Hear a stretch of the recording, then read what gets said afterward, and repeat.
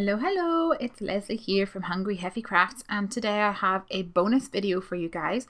Not a card though today, but I wanted to share with you guys how we spiced up a store-bought cake for my daughter's birthday by adding a little craftiness. So today I'm showing you how I made this custom candle and also how I put together a cake topper to go on top of her cake. Her name's Piper, which isn't very common around here, so I like to add her name on things whenever I can.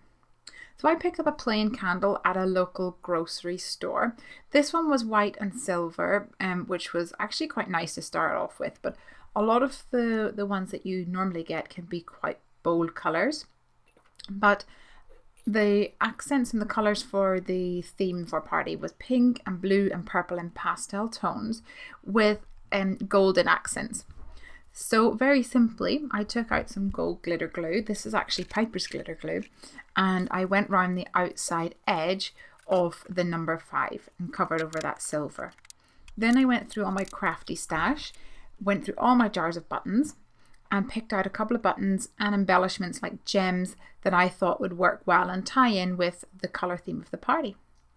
Next I added the clear glitter glue into the center part of the number 5, and I used an embossing tool to spread that around because the embossing tool would be a lot easier to clean than a paintbrush or anything like that. Then I used my quick sticks tool to pick up all these little embellishments and randomly place them along the inside part of the number 5.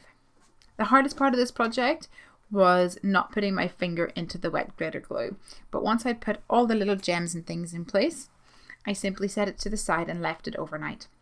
And this was a big hit, both with Piper and the guests as well. And after the party I actually gave it to a friend so she could reuse it on her cake. Next stop, it was the cake topper. Now I wanted something to go on top of the cake, like I said, with her name on it, and I have these die cuts that I have in my stash. They're from Zippy Cuts. They are many years old, but they cut out the alphabet. What's also really cool about these die cuts is that it also cuts out a shadow. So I ran this through onto some pink cardstock, and I also did a bunch in white, but with the white cardstock I did some with some stick-it adhesive on the top, and then I also did a bunch with some stick-it adhesive on the bottom. And I figured out that if I took the letter here with the stick-it on the top, and then I took the also one with the letter on the stick-it on the bottom, I could use this white section for the outline, and then just some the pink and just some plain paper with no stick-it this time.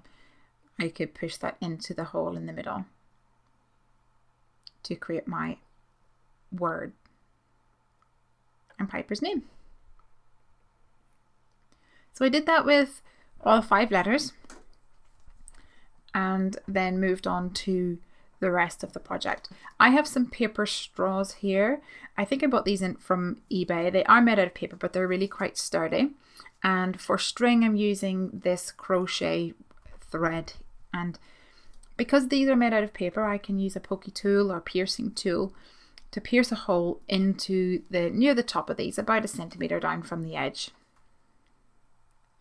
I pulled out a darning needle to help me with this, to thread it through the hole, and then I didn't know how tight I wanted the string to be, so instead of tying it in a knot I added a few buttons on the end, and that meant that if I did need to adjust it, then I could just tighten up the string.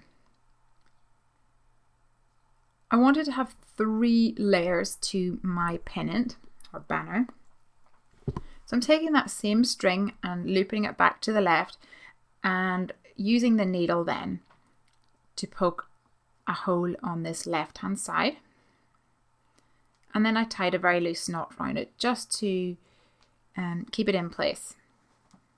Now I had a little bit of difficulty trying to get my sticks to stand still, so you'll see later on that I washi taped them to my surface just to try and hold them in place. I knew that when they were on the cake I wanted them to bow out to the side rather than being straight. So I stuck them down at that kind of an angle. After I brought the string over to the right hand side again for my third layer, I tied a little knot in the end of the string. So here now I have the word Piper that's going to go on this middle string, and I cut out a few more of the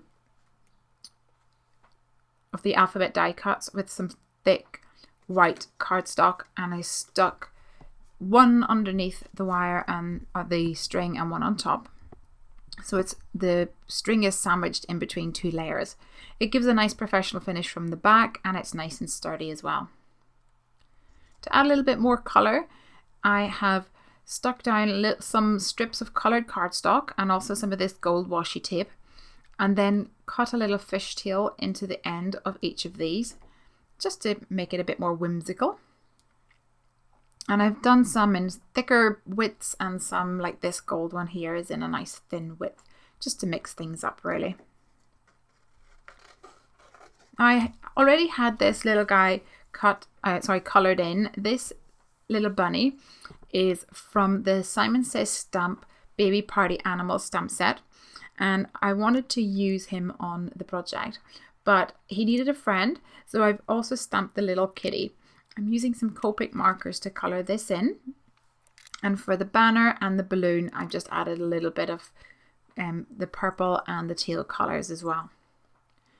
Now, to make sure I get a nice professional finish, I'm cutting out two layers. I've put another piece of cardstock behind my kitty, and I've cut out both layers at once. And what this meant is that I could sandwich the little flag and the balloon between two layers of the cardstock, and it means that that flag and that balloon is not going to go anywhere. It's not going to fall off. So that's quite a good useful tip if you have some embellishments like this, or little stamped images that are perhaps not stuck onto a card. It gives them a little bit more sturdiness. So I'm adding a few hearts here as well, and to stick them onto the project I decided to go with some hot glue, and it makes sure that it's not going to move anywhere.